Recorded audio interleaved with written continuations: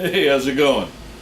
Well, the chop saw is probably the second most used cutting tool in my shop, and so I thought I would just show you a couple of things I've done to mine to make it a little bit more useful. So if you got a minute, stick around. Well, this is not a very fancy chop saw.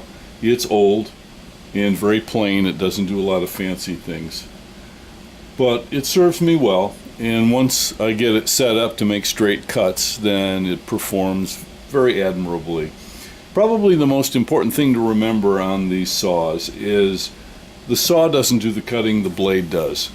So rarely do you get a very high-end blade when you buy a saw like this at the store. So probably your first task is to get a nice blade when you get a new saw like this.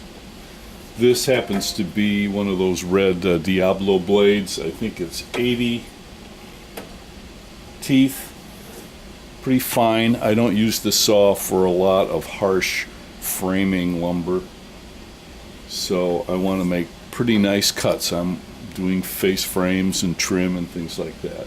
So a good blade is the first step. The next step, I was cutting actually some metal with this thing, which I shouldn't have done. I put a carbide bit on it and kind of really chewed up the little insert, so the plastic insert on this. So my next task was to make a little drop in, and that will help on some of the tear out when you cut on the saw.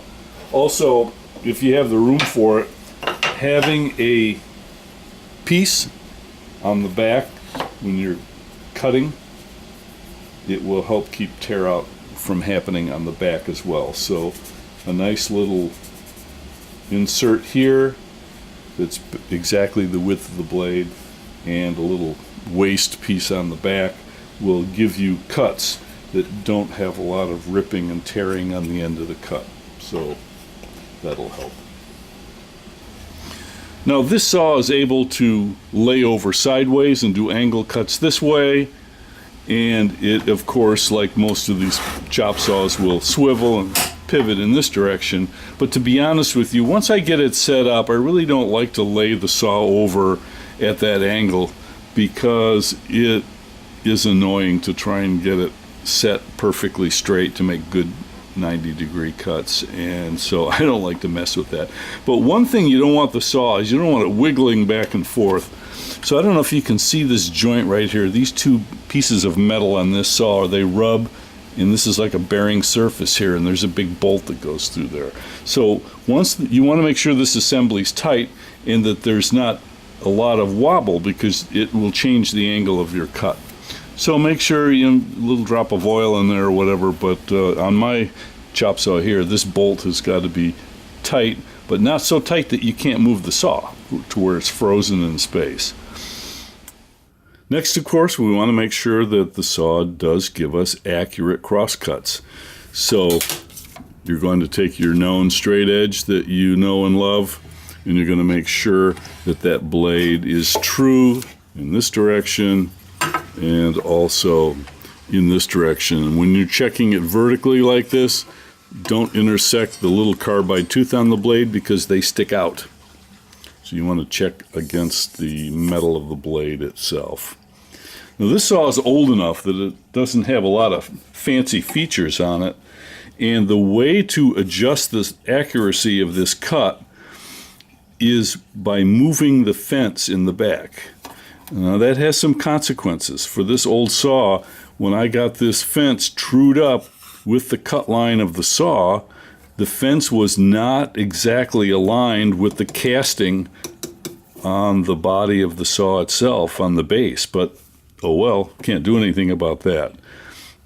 But this cut line and the back fence, they've got to be 90 degrees to each other, and then the saw has to travel 90 degrees up and down to give you accurate cuts. I obsess about this, but if you set your equipment up so that when you make your cuts, they are true. You can't really see this this close, the lens is going to curve everything, but when you're building boxes and projects, if you make really accurate cuts, that's like precision for free. Every minute that you spend getting your saw to cut right is less time that you have to fiddle with your project and be unhappy later. So make sure that your saw is cutting nice and true, and it will help you as you assemble your project, and it will keep everything straight, and you'll just assume that things are going to be plumb and square when you put it all together, because now the saw is helping you, it's not working against you. Well, all the tools in my small shop, we all have to share space, and so there's some overlapping. You can see how the miter saw is set up here. Got a sander over there, drill press, whole bunch of things in the same space. So this steel cabinet here is not particularly square and plumb. In fact, it kind of sags in the middle.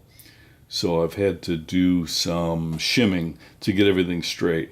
But I built 2 boxes, one off each end of the chop saw, to do a couple things. Number one, it will support the work so that when I make a cut, I don't have something falling on the floor or ripping and tearing. The work stays right there after you make the cut, and it's supported, and you're not fighting with it trying to make your cuts. And second of all, it gives me the opportunity of setting up a stop block so that I can make repeated cuts of exactly the same dimension. And I'll show you how I did that in just a second here.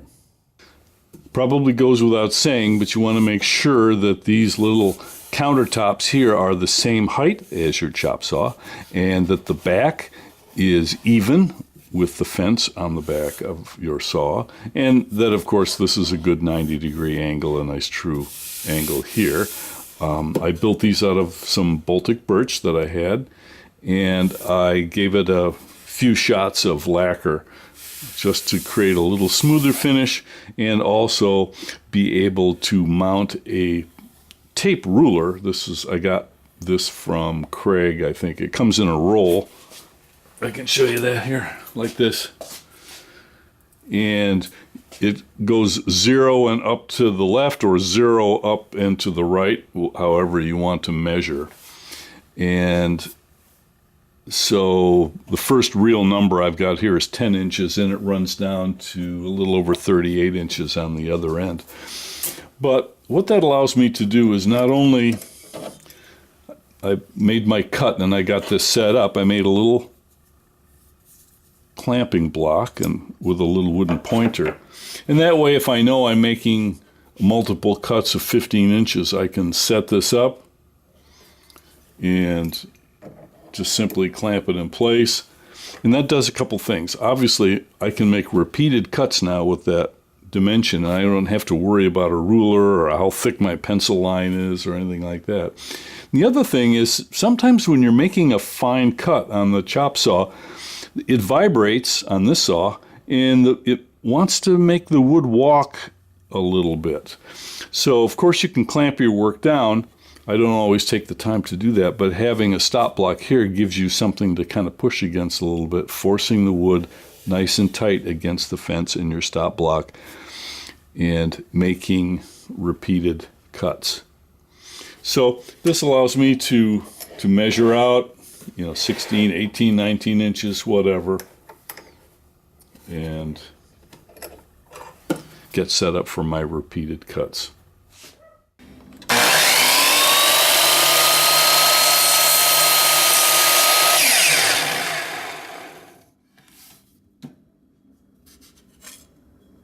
And finally, I know they nickname it a chop saw, but make a nice gentle move with the saw. Don't chop through your work. In fact, often I try to make my first cut a little bit too big so that I can nibble back to the exact dimension, especially if I'm working on things that are quite small and the dimensions are critical. Well, I hope you enjoyed seeing what I've done to my saw. Get your saw tricked out, make some cuts, make some sawdust today. I'll see you later.